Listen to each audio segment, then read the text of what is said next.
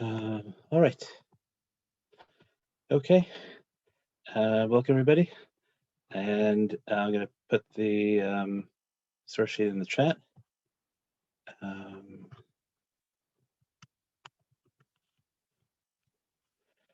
so we should all be literally on the same page. I'm going to start recording. And as always, you can just stop and tell me if you have a question. We do have a lot to do tonight. Okay, so tonight's share is called the Ten Commandments, the post-credits scene, or recovering the post-credits scene.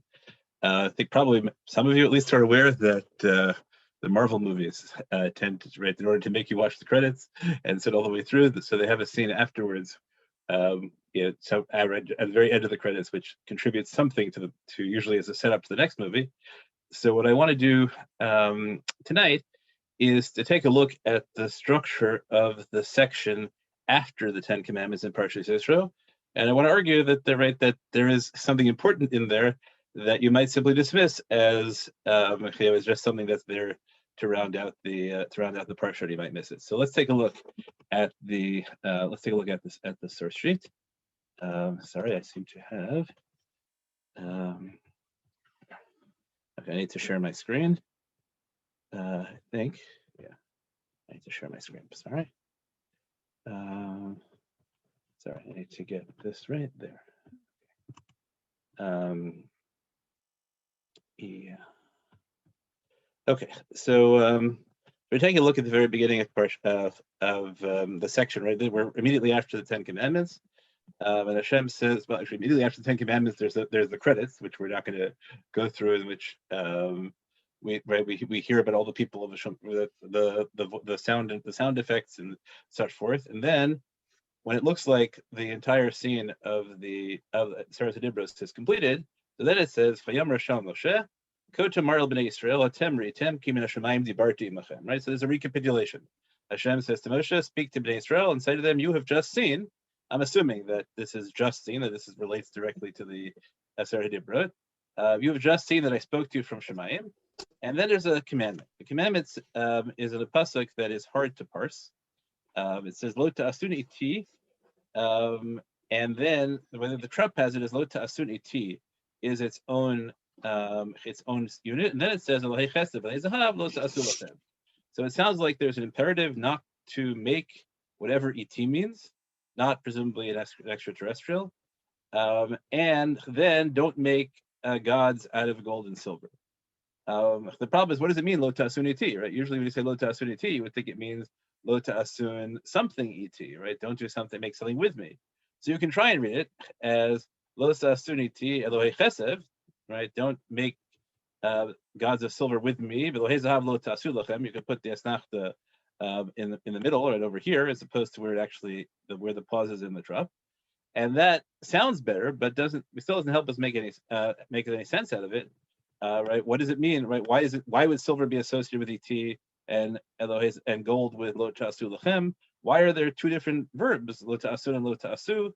All right. So the truth is, this is you look at it, you say, oh, yeah, you're not supposed to make idols, but it's very hard to figure out what it really means.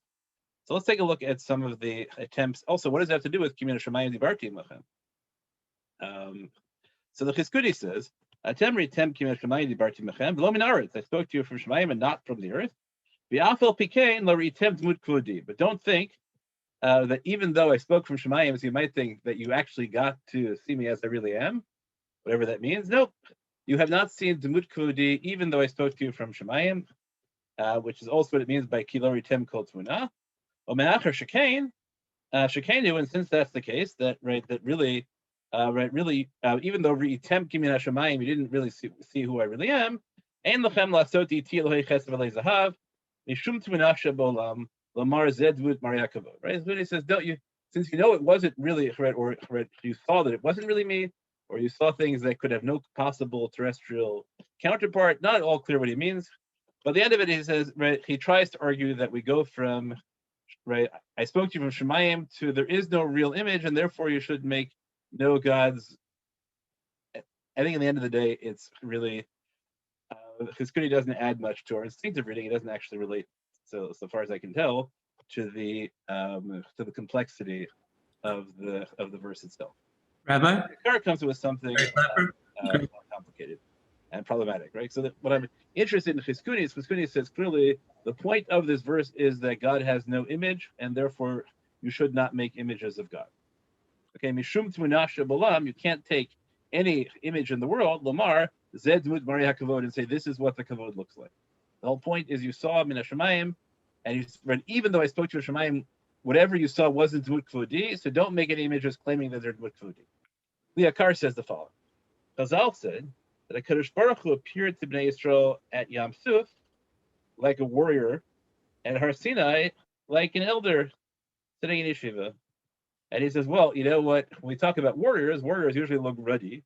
They're marei adoma, and right, madua adoma levushech, right? Why are your clothes red, right? And your garments like you just were trampling out the vineyard, right? That's really Yeshaya's description of God.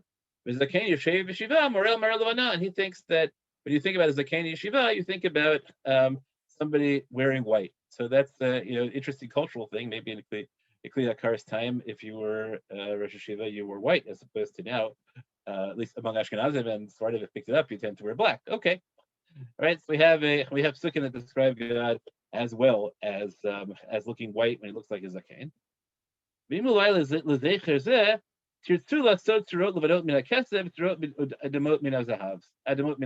might think that, okay, so I'll make gold images to remember God the warrior, and I'll make silver images to remember God the elder.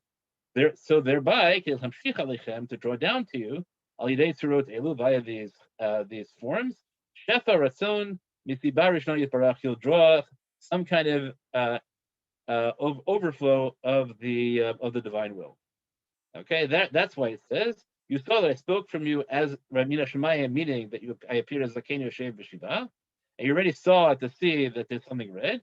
Al Kain Ani Tzarich Lazhir Etchem Shlo Ta'asuni Ti Elohei Chesed V'Lei Zav Lo Asu Lachem. So the Kli Yakar says, what I think is almost the exact opposite of Chizkuni. They do have images that they could plausibly associate with God, and so now God has to tell you, don't do that. It's not right, as opposed to Chizkuni, who says you didn't see anything, so don't make any images. The Akar says you did see things, still don't make any images. Right? That raises the question, why not? But I wanted to, but I think pretty clearly the association of gold and silver with sort of arbitrary. There are lots of associations. You have to have warriors are red. Okay, there are images of warriors are red. Zakanim is white. Well, that's a culturally contingent image. Silver is white and gold is red. Those are also sort of culturally contingent, maybe geologically contingent colors. This is a stretch. As Chizkuni, it doesn't seem to me that this adequately conveys what the pasuk is about. Rabbi, he says nikud So he says according to the nikud, meaning the trop. So it's a separate phrase, and that must mean don't make things together with me, meaning don't make me partner divinities. Amnami says klal. But it doesn't seem to fit at all in context. Why is God all of a sudden here, trying to ban images as partnerships? So therefore, he says, really, it shouldn't say iti, it should say oti, don't make me. Meaning, this is what Chizkuni said, don't make me any image. And then it goes on and says, don't make Elohei Chesed V'Lei Zahav even as a memory of Shemayim, like Kli Yakar. So he's put them both together. Make no images of God, and also don't make any images that remember other things that are not God. And it seems pretty clear that he has prior text in front of him. Ein chatzarich l'chol zeh. You don't need this. Why? Ela mizbach adama teseli. Just make me, and this is the next pasuk we'll see. Just make me an altar of earth. Okay, so there's a little tension in here because why do we need anything? Just daven. And we still haven't really explained. So what he's accomplished, he thinks, is he has explained the context because now it leads into don't make me these things. Instead, just make me a mizbach adama. We don't really know why mizbach adama plays out, and also it's a pretty historic language to say lo ta'asun oti. Don't make me and Elohei Chesed V'Lei Zahav. So here, Shadal says something really fascinating. He says, "V'ata mevin ki iti hu tikun shetiknu chachamim." you should understand that pronouncing it et is really a rabbinic decision. Because it would be hard for the masses to deal with a statement lo ta'asun oti, don't make God. What would that mean to people? Would it make them think that God is makeable, just you're not allowed to do it? It's a very dangerous pasuk, and therefore Chazal re-nikuded it, even though and connected it to Elahei Chesed Zahav, even though that's not really what it meant. So that obviously also is an extreme stage to claim that, although he's not the first one who says it. We'll see the Gemara suggests it with a very different meaning, but it's a pretty extreme claim to say that Chazal retrupped the and revoweled the Torah because people couldn't deal with that verse. And it doesn't really explain what it adds to the Aseret HaDibros. Okay, so Rashbam is right. Now he says, "Afilu zikron shemayim kiferish Rashbam." Right? Don't make gold and silver gods, even if they're just supposed to remind you of images of God. So the Rashbam actually says that, right? Because some people will think they're not just memorials, they're actually powerful images. But then Rashbam says something fascinating. He says, hang on a sec, how can we tell you not to make images, the Zichron Shemayim? There in fact are images of the Kruvim on top of the Aron that God commands you to make. So here the Rashbam says something fascinating. They were made not as images of gods, but they were made as images of divine thrones. Dugmat kruvei kisei shel mala, like the kruvim of God's throne. And they weren't made to be bowed down to. So this is a really bad answer, because we just explained that whatever you make them for, the problem is other people will misunderstand. So even if you make the kruvim, you're saying, don't worry, I'm not worshiping these kruvim, they're just there as they're just there as thrones for the invisible God. But other people will not understand it that way. And in fact, what's really astonishing here, and probably I had not seen the connection before this week, but I wonder if it's not where it comes from. This is what Ramban says the Egel HaZahav is. Ramban says the Egel HaZahav was not intended as an idol of God. It was intended as an image of an invisible God, because look, here we have an animal, just like other gods in the ancient Near East wrote on animals, but our writer is invisible. And that seems to be borne out by some archaeological evidence as well, that was the intent. So if that's really what God is saying, that if Rashbam is saying the Kruvim are fine because they're just there as a throne, so then why isn't the Egel HaZahav fine? Right? So Rashbam raises a really deep problem here, but I think that's the problem that everyone has to ultimately address, which is, how can God say like Kesef Zahav when he's about to command you to make the Aron with Kruvim, and then we have to say, okay, why is this happening immediately after the Aseret HaDibrot, which begin with what sounds like a prohibition against making any images at all. So, Rabbi Klapper? The Shadal's claim that Lo Tasun Iti actually meant Lo Tasun Oti, that actually is in the Gemara in Avodah Zarah. The Gemara says it's permitted to make all sorts of facial, I don't know what you call it when you make a statue with just a head. I forget what it's called. A bust? Maybe it's called a bright. You can make busts of everything except for a human face. My Tama. Really read it as if it said Lo Ta'asun Oti. So Shadal was coming from Rafuna B'nai Rav Yeshua. Rafuna B'nai Yeshua didn't say don't make any images of God. What he said is don't make any images of human beings, because human beings, as the Torah says, are b'tselem Elokim. That's a pretty wildly astonishing claim, right? That immediately that we say, you see that I spoke from Shemayim, therefore don't make images of human beings in the belief that is an image of God. Then the question is why, if it really says Tselem Elokim Barawata. So I like to say that, right, that human beings are the only true image of God. And so really the prohibition against making images is not because we're afraid that you're going to diminish God, but because we're afraid you're going to diminish human beings. By implying that God's image can be represented by a copy of a copy, as opposed to the original Tselem. That's also a very risky theological claim.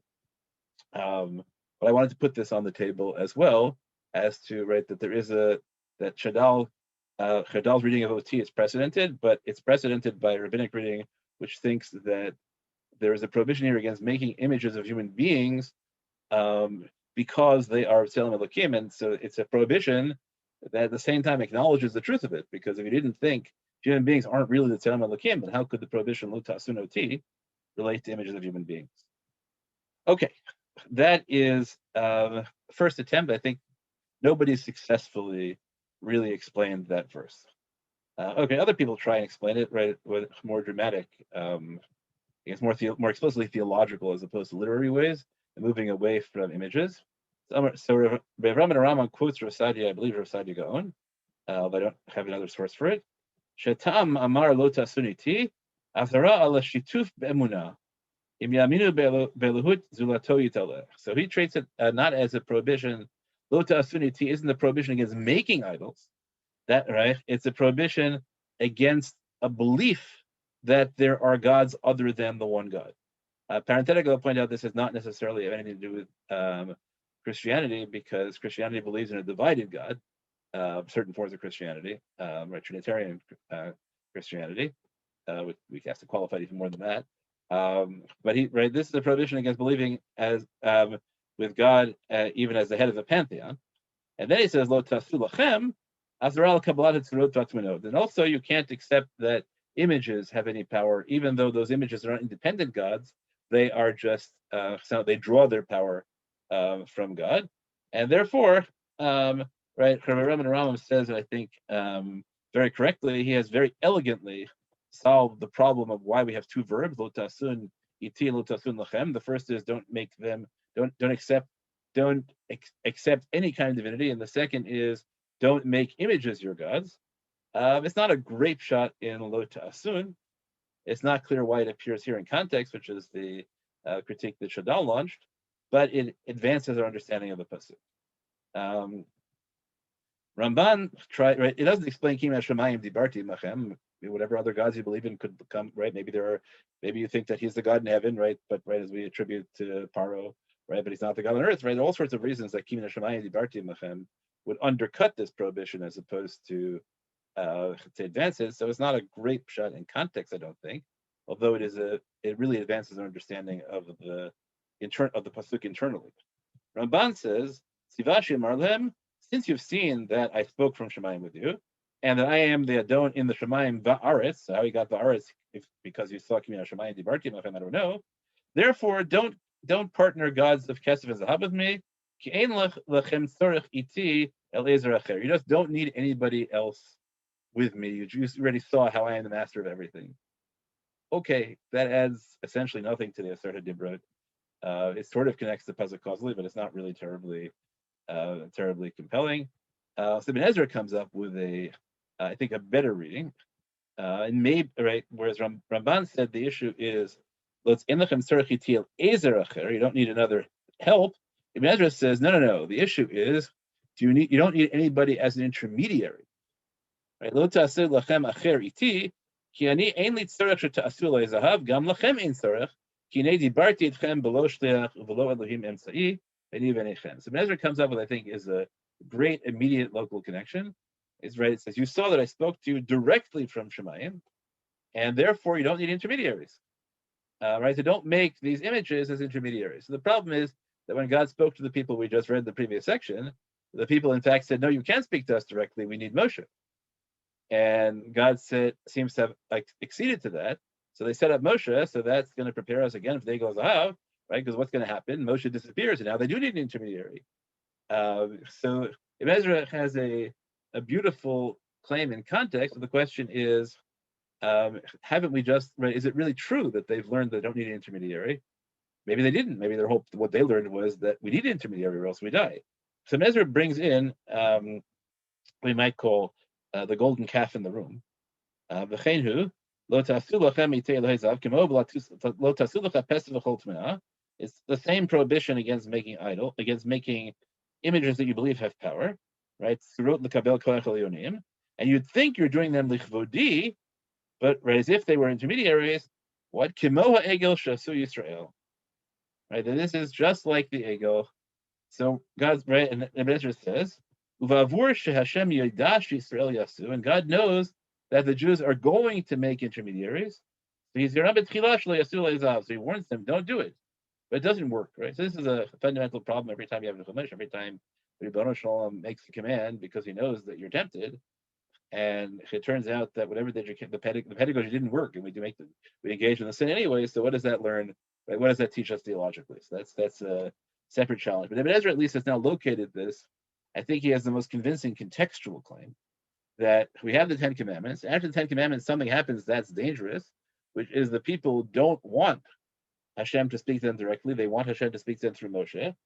And now God says, you saw that I spoke to you from Shemayim, so you don't need intermediaries. And don't make golden calves, but you know it's going to happen, and you even know, right? And they weren't ready for it. So I think it's a very, very convincing reading. It just runs with the problem is maybe God should have done something else because this did not work at all. Okay. Now the Fur Hamor, another medieval commentary, comes along as follows. He says, you saw that I spoke to you in Shemayim, Afal Pish Lohir Ra'ui, even though it wasn't really appropriate for me to speak to you directly, and therefore don't make it look Zahav, right? Right, you hear what this fool says? Ella, God knows that 40 days from now they're going to be making Vegel Zahav. And if he doesn't show them their Dmut, they would say, we asked God to show us his Dmut. He didn't want. That's why we made Vegel. So God shows them some kind of Dmut so that they wouldn't be able to argue you never showed us anything, which is a really totally reverses everybody else's thing. I showed you a Dmut, so now you don't need another Dmut. Really odd.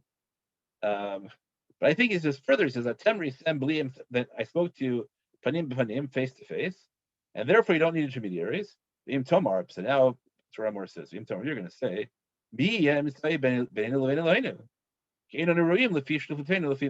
you're still going to say, but that didn't work.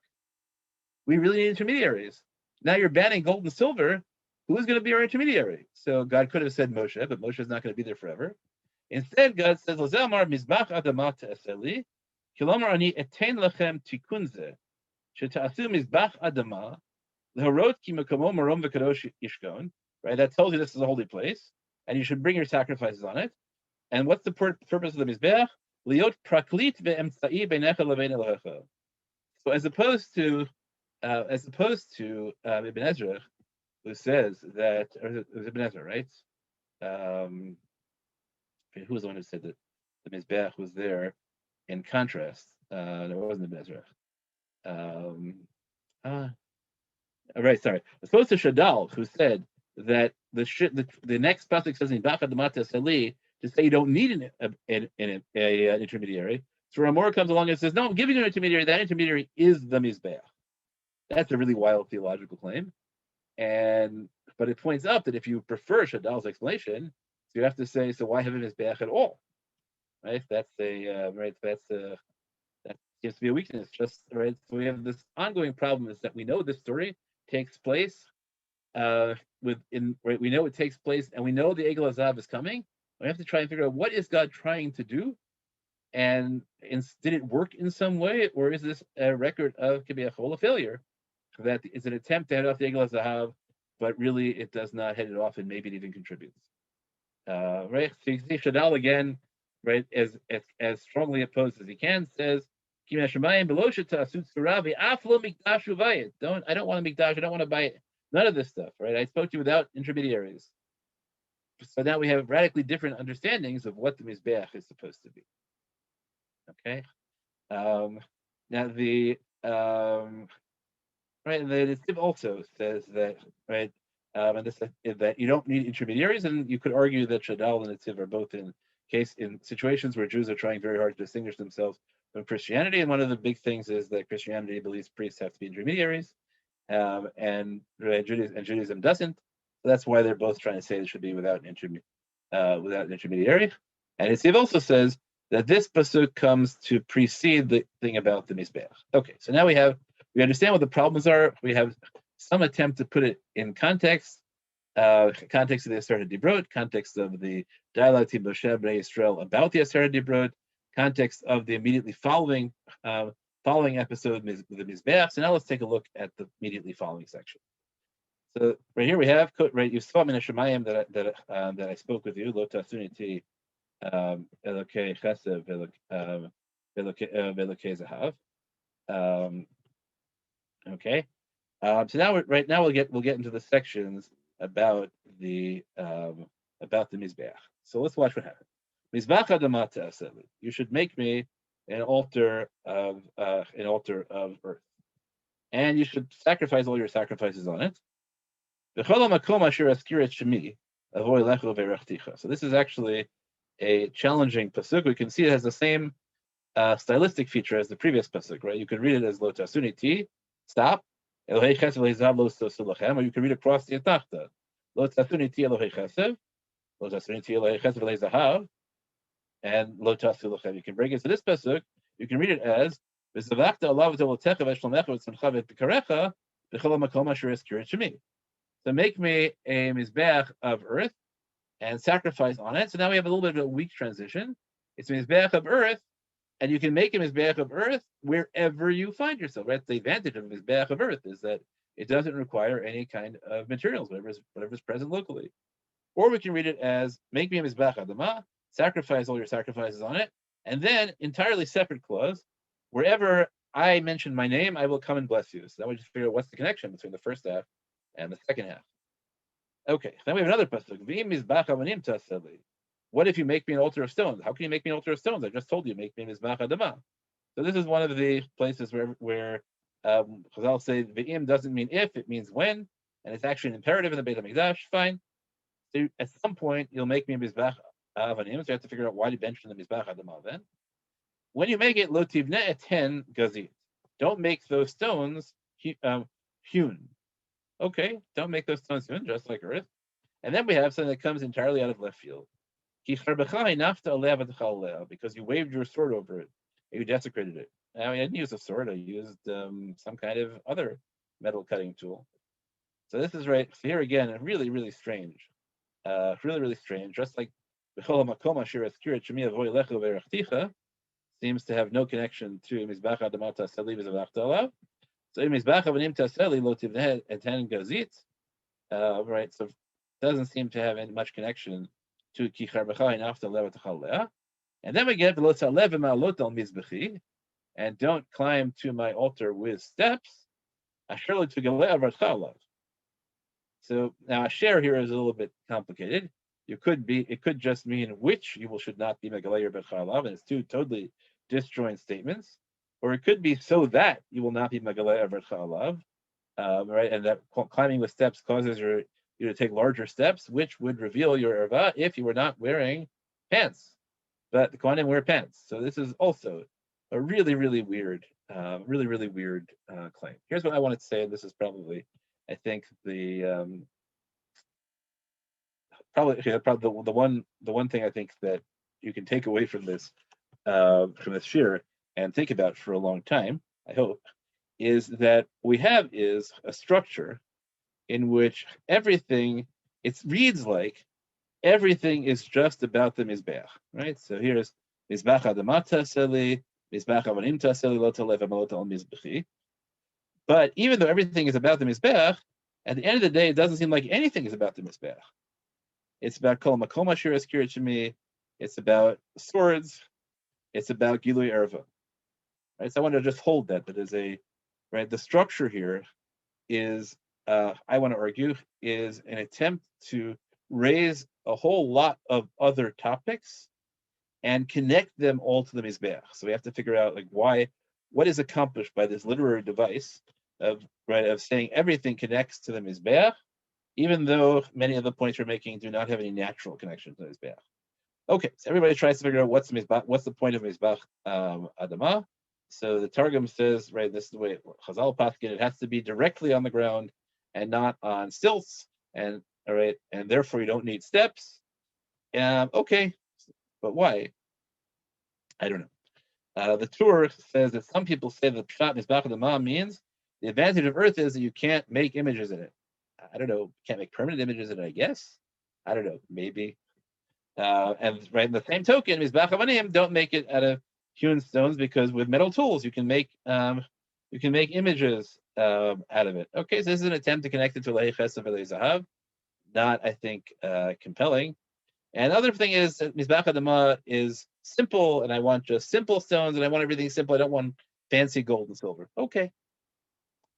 Right, and Rabbi deals with the issue. He says, "Ratzah Hashem yitaleh l'chvodo, shlo yiru michneseim hamakom ahu asher yaleh b'al mizbeach." Right, he wants to make sure that their underpants, their doubloons, are not seen.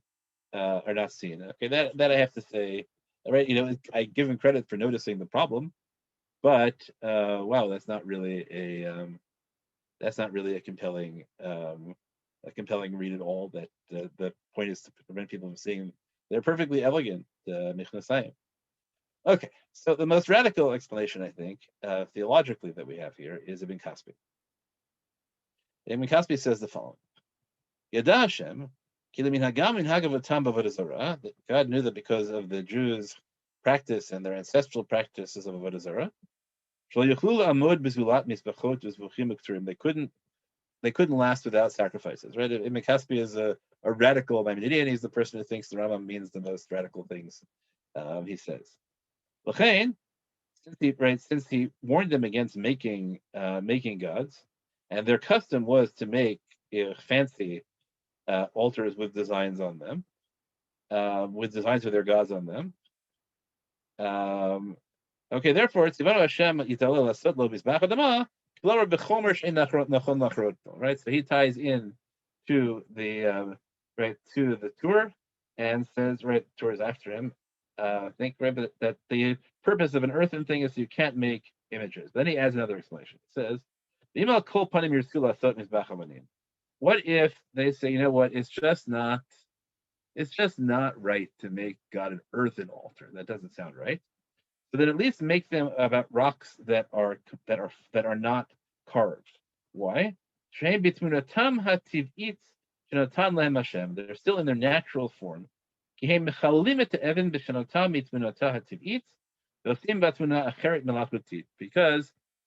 if you have artisanal work on the Mizbeach, you're suggesting that your work is better than God's work.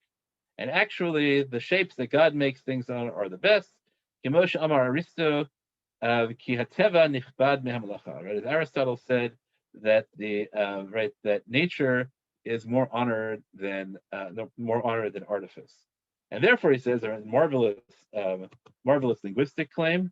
He says that therefore, when we say that when you carve something out, it's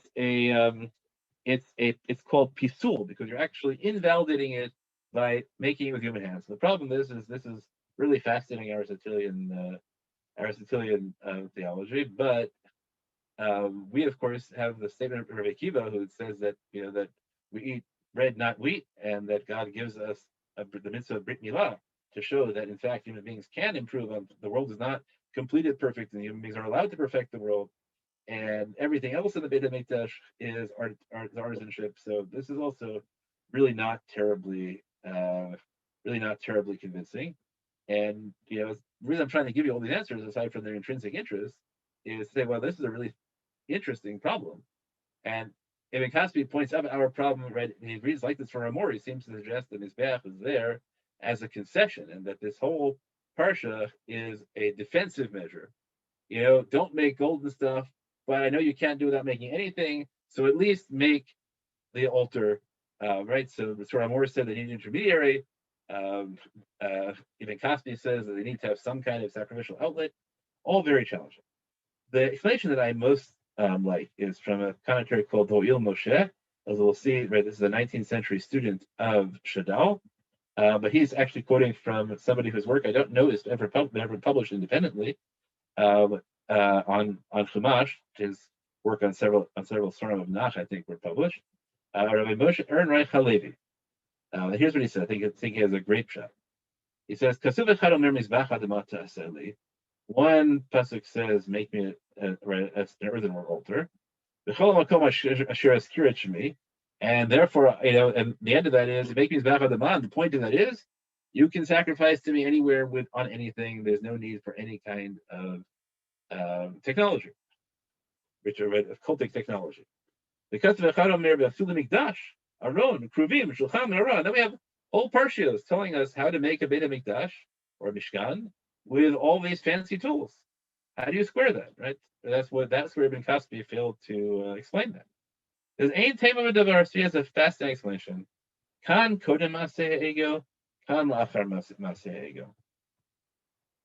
Right? That really, what this Parsha is, this right, the after credits scene, is a vision of what God wanted Judaism to be like. Right? So this was God's desire. He didn't want a house. He didn't want a Kohen Gadol. Because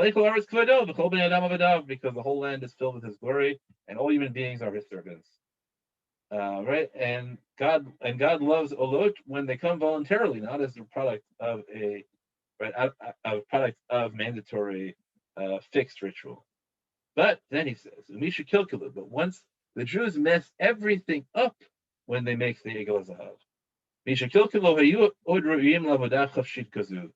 Once the Egel happened, then the Jews were no longer worthy of that kind of religious, spontaneous, undifferentiated religious freedom. Now they need boundaries. At least they need boundaries in their service of God. Because if we don't do that, they're going to serve God in all the awful ways the Canaanites did. So God has to create a fixed temple ritual, because the alternative is much worse. So this is picking up on Ibn Kaspi's read, but as Ibn Kaspi says, God knew from the very beginning that it wasn't going to work if he transitioned. The Rambam says he transitioned them immediately. But the Ho'il Moshe, I forget his name. It's on Al Torah. Plug Al Torah again, an incredible set of resources. He suggests that really, in the aftermath of the Aseret Dibrot, this was what was supposed to happen, and the Aseret Dibrot and the Egel Zahav is what creates the religion we know. That's an astounding claim to decide if you think you're comfortable with it or not. Thinking that this is a notion that gets picked up in a lot of early 20th century theology. People, it's very popular now. A claim that fixed halacha of avodat Hashem is a b'diavad. Of course, what you could say is you can combine them with Ibn Kaspi. You can say that no, right? What this teaches you, right? What we learn is that this was never possible. It's a utopian vision, but the utopian vision never, right, was not, right, as you can see from the Egel. The Egel was inevitable, and there was never any hope of building a religion like that. So, right, so the fact that this is what God said afterwards doesn't mean that it was ever realistic. It's just they left there as a chazon, or you can reject it entirely and say, right, which is many people's reaction to the whole Maimonidean vision. It can't be that that korbanos are not that fixed korbanot tamid is not an ideal. Right, so you really have three positions. One is that it's really that set of fixed, rigid commandments is the ideal. The notion that it really wasn't supposed to happen, but it happened because we blew it, and you have the possibility that it's not, that it's an unattainable ideal to have that kind of utter religious freedom, and it was never attainable. Okay, so that's right. So two big things to take away. One big thing is the Mizbeach being integrated into everything else, and the second is this notion that we have here is not really supposed to be read as part of our existing halachic system, but as a rejection of what eventually becomes the halachic system, which is really quite radical. Quite radical. It doesn't really explain im mizbach avanim tasa, right? So that it has weaknesses as well. Okay, so now I want to get to I think the point of the whole shir. Then we read and gotten through a lot of stuff. Still have lots of time, I guess, to take questions. I want to read.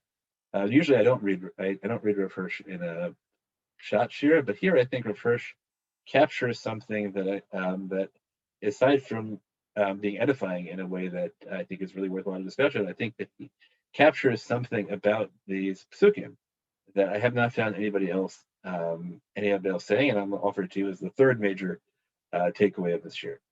It's connected to the first. Let's sum up now, right? We'll go back and read the part before the summary later.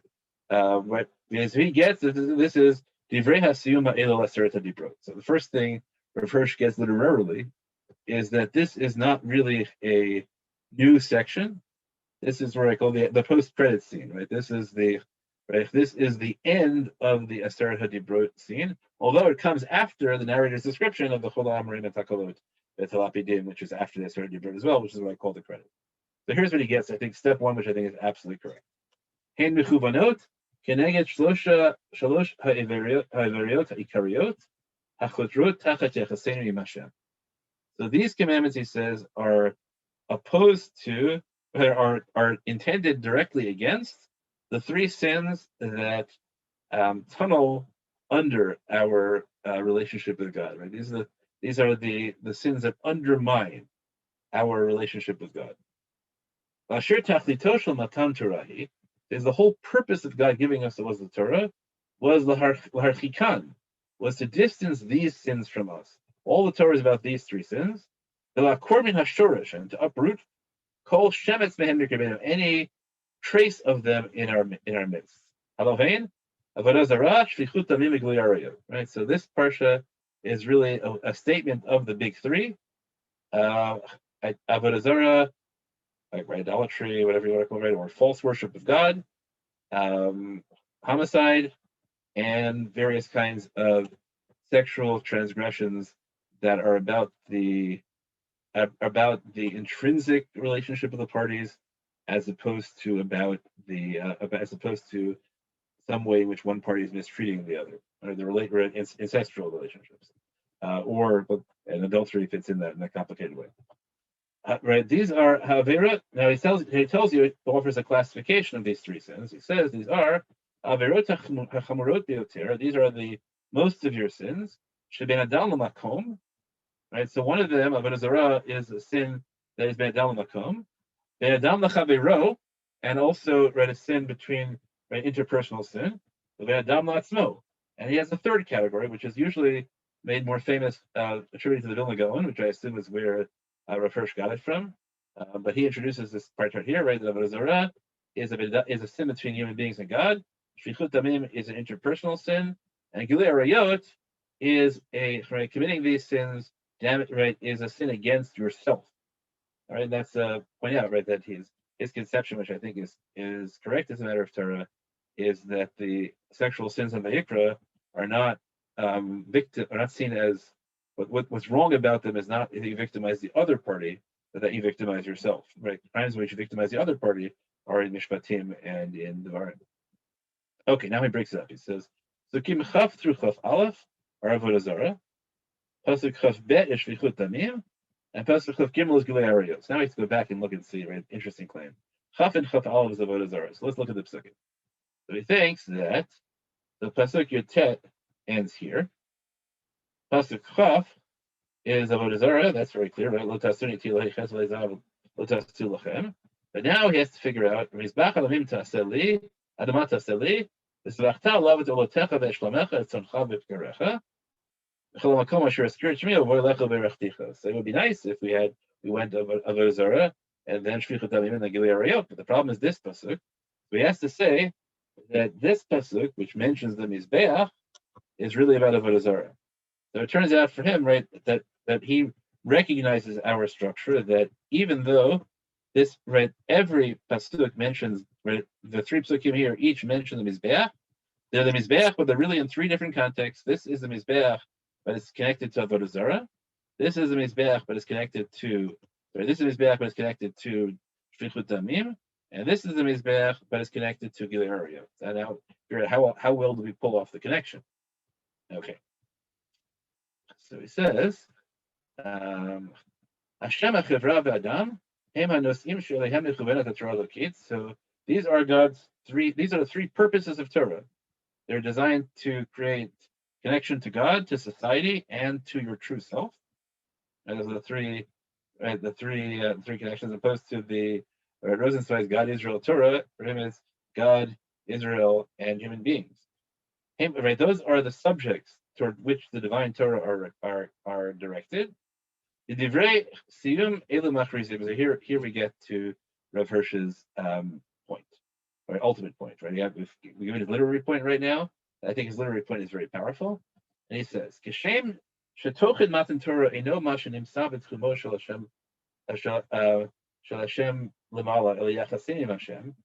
So the content of Matan Torah, God doesn't spend any time engaging in angelology and describing the Maseh Merkava. None of that happens. It's just content about how we are supposed to live our lives and how we're supposed to relate to God, right? What is it? Yeah, the content of Revelation was our relationship with God, our relationship with each other, and our relationship with ourselves.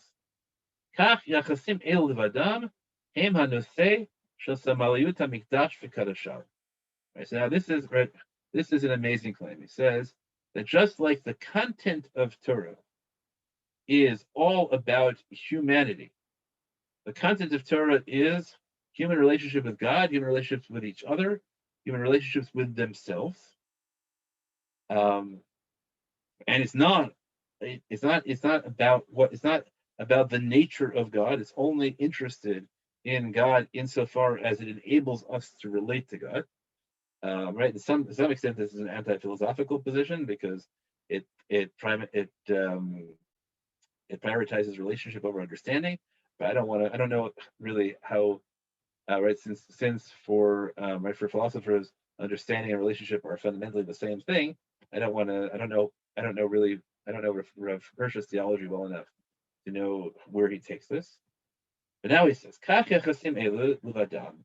So just like the content of Matan Torah was exclusively about those three topics, so too these relationships alone, hem hanoseh shel samaliyut hamikdash v'kadoshav. They are the content of the subject of the imagery, of the symbolism of the Beit HaMikdash and everything sacred in it. Hanoseh shel mizbeach v'torah eno ela hadam. The subject of both the mizbeach and the Torah are the human being, and the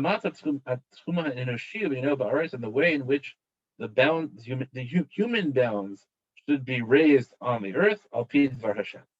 So what matters to us as a question of Pshat here is, what he tells you, right, the way Rav Hirsch reads this, and I think this is a spectacular literary claim, if one can be convinced by the theology and the symbolism. And what he says is that the whole purpose of this section is to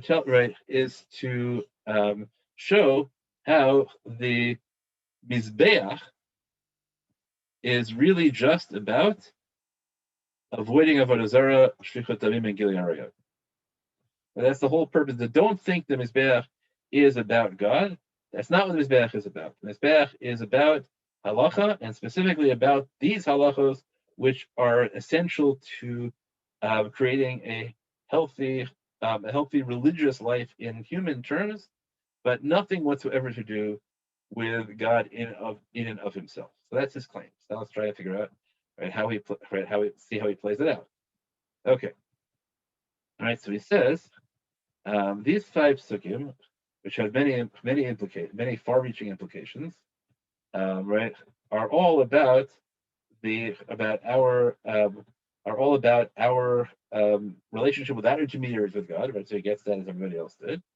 That the nation as a whole, and also every individual, saw with their eyes and heard with their ears. So the ears are right, temri tem, dibarti, right? So we always have that sort of synesthetic interplay whether Matan Torah whether the content of Matan Torah was visual or oral at the revelation of Sinai, and they saw absolutely clearly that God spoke to them without intermediaries and collectively and individually. So therefore, they should have realized that human beings do not need any kind of intermediary to God. Now, therefore, that should prevent us, he says, from having anything standing next to God. Because the only purpose for God having subordinates is to be intermediary. But if God is willing to speak to us directly, there's no need for intermediaries. Okay, and therefore all we need is God's bracha. Okay, right, this is his first attempt. As opposed to understanding God through visual images, we understand God through the content of his, right, through the content of revelation. I think that's the best way we can say, as Tzurat Birchato. So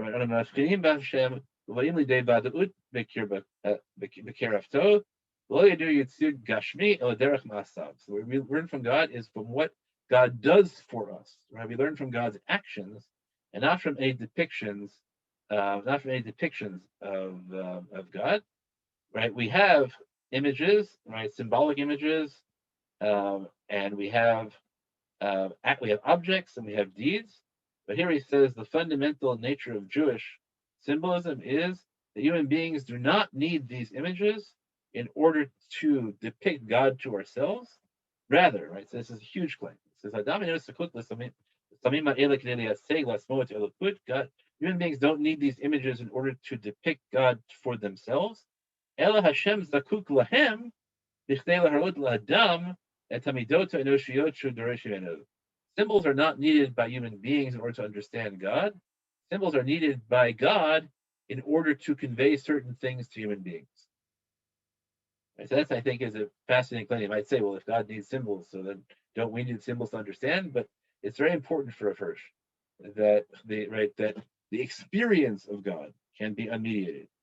What God wants from us might require mediation, and so God uses symbols to do that. But it's not because we can't experience God directly. So now what he's trying to do here, of course, is to say, right, that the purpose, right, so let's watch what he did in terms of the Pesukim. What he said is, Mizbach Adama Ta'aseli, make a Mizbach Adama, as opposed to, or as many people previously said, Elohei Chesed Zahav, because Elohei Chesed Zahav would suggest that you need intermediaries or you need some way of depicting God, and making Mizbach Adama makes it clear that you're not depicting anything. You're not right. That's that you don't need the mizbeach to represent God. And he wants to argue further that you don't even need the mizbeach as an intermediary because it's just a pile of rock. And the point is, right? How do we really experience God? How do we know God? How do we know what God wants? Because, right, and this is the only point I think there was any kind of real connection here is because God is everywhere. And the way we know about God is through his blessings, the things he does for us, and therefore make me Mizbach Adama. Right? And so he takes the anti-symbolic nature of the Mizbach. He doesn't say it's because you can't draw images on it, I think. But it's because it's just the point is that Adama represents, first of all, I think he doesn't say this, but I think Adama and Adam is there as it really represents yourself, as opposed to, right, and that's, if you tie that in, right, Mizbach Adama is an altar on which you sacrifice yourself and not an altar in which functions as an intermediary. And the point of it for him is that the Mizbach Adama symbolizes that you learn from God and his presence everywhere as opposed to requiring a sacred place as an intermediary. Okay, then the second thing, right, is that even though the Mizbeach is a place of violence, it's very important to understand that Mizbeach has to be a place of constructive violence as opposed to destructive violence, and that's why he argues that that the halacha holds that the actual sacrifice does not take place on the altar at all. You can't be menif the cherev over the altar. You have to, right? You sacrifice the animal below, and then you bring it up to the altar, and he thinks that fundamentally the sacrifice is supposed to be the essential nature of sacrifice is that you're sacrificing for food. That's why you're supposed to eat it. Even if you don't eat it, that's why we still call it right. We still describe it as lechem, right, as lechem of God, which is really a stretch. But his overall claim is that the Mizbeach also serves as a counter to to uncontrolled violence. I think that's it, right? I think that is it's clear that the connection between Mizbeach and Shlichut Damim is being made because Ki Char B'Chai Nafta Aleha. On the other hand, his explanation is not entirely as to how it gets there is not necessarily entirely compelling. And then, of course, the last scene is Gilei Arayot, right? Is that right? That's where we get it's just symbolism, right? Don't put it's not right. Of course, you're wearing Mikvah Saim in addition, it's just a symbolic thing that don't have steps as a way of reminding you not to engage in that kind of sin. Okay, so I think Rav Hirsch offers far and away the best literary reading. He notes what I think is a key literary feature, which is that the purpose of this section immediately after the Aseret Dibrot is to connect the Mizbeach to the prohibitions against the Zarah, Gilar, and Shfichut Damim. The way Rav Hirsch tries to make that meaningful is by claiming that that what it's really doing is trying to control the symbolism of the Beit HaMikdash and to make you understand that the Beit HaMikdash is about what human beings are supposed to become and not about direct knowledge of God. So the only thing I would add to that is, and I think that this might explain the Charbecha better. I think Rav Hirsch is entirely right that that's the symbolic purpose. What I would argue, perhaps what he's saying, and this kind of ties into my own connections, is that really what we're saying, the reason we do this immediately after the Aseret Dibrot, Rav Hirsch says, because to tell you that's what the whole Torah is about. But I think it's because I want to suggest that religious experience is a profoundly dangerous thing. It leads people to break, right? It leads people to break all these barriers, as we find out very, very soon in terms of the ego, right, where they engage in avodah zarah, right, in Chazal's understanding, which seems, which has a basis in Shad, they kill Chur and they threaten, right, in our own states that he was threatened if they wouldn't, engage in it, and by Kumul Tzachek is avodah zarah, that the Yetzer Hara for divine experience is a very powerful. It's a Yetzer Tov, but it's also very powerful Yetzer Hara. So what it tells you is that the purpose of the Beit HaMikdash is to channel that Yetzer, right? That you might think that religious experience is an unmitigated good, but actually is no. Or at least you have to have some kind of formal ritual wherever you are, right? That it always has to be, right. So there, I'm arguing directly against the way of Moshe. Wherever you are, it always has to be bounded. Even every place you are, at least you have to build some kind of mizbeach. And you have to be right. And there's violence. Violence and religion are very much connected.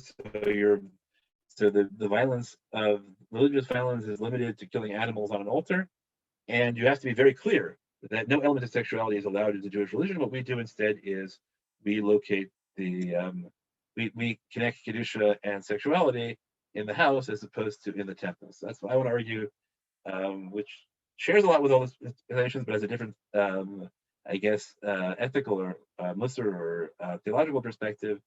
You have the right that the purpose of locating this section immediately after the Aseret Dibrot is to try and control and channel the incredible experience they had. The way Moshe says the contrary, that it was an attempt to liberate that, and that we learned from the ego that it was right, that they made that mistake. I think we'd rather learn with Ibn Kaspi that it was always impossible. Okay. And that's what I have to say this week. So now, people who have comments are welcome to make them. I can figure out how to stop the share. I will do so. I have not figured out how to stop the share. Here we are. Okay. Excellent. Okay. So does anybody have any questions?